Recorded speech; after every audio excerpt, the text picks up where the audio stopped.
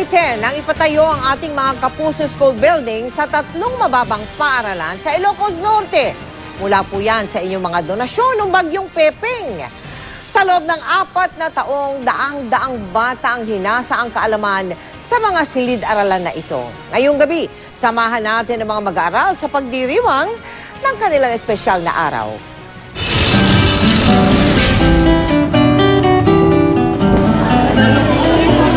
Kitang-kita sa mukha ng bawat isa rito ang saya.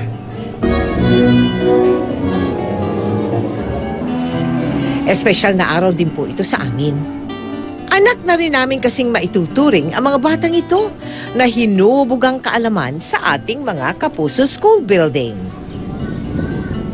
Sa Karuman Elementary School, Bayog Elementary School, at Abaca Elementary School sa Ilocos Norte.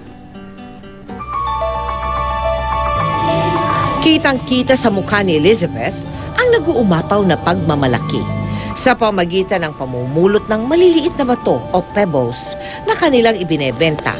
Mag-isa niyang itinataguyod ang mga anak simula nang pumanaw ang asawa noong 2002. At ang mas nagpatamis raw sa araw na ito ay ang pagtatapos ng anak niyang si Dominic bilang pinakamahusay sa klase. Napakasaya ko po. Ma'am, maraming salamat po. I love you, ma'am. I love you.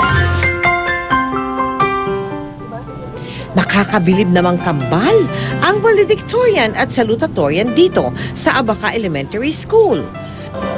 Si Sainara at Dainara ang itinanghal na pinakamahusay sa 40 nagtapos dito.